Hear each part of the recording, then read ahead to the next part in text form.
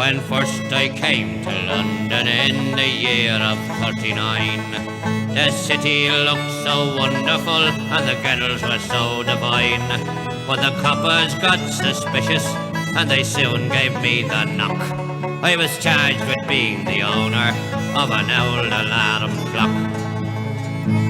Oh, next morning down by Marlborough Street I caused no little stir. The IRA were busy and the telephones did burr. Said the judge, I'm going to charge you with the possession of this machine, and I'm also going to charge you with the wearing of the green. And said I to him, Your Honour, if you'll give me half a chance, I'll show you how me small machine can make the peelers dance.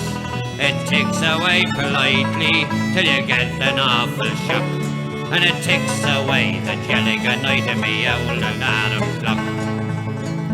Said the judge, now listen here, my man, and I'll tell you of our plan. For you and all your countrymen, I do not give a damn. The only time you'll take is mine, 10 years in Dartmoor dock, and you can count it by the ticking of your old alarm clock. Now this lonely Dartmoor city would put many in the jigs. The cell, it isn't pretty and it isn't very big.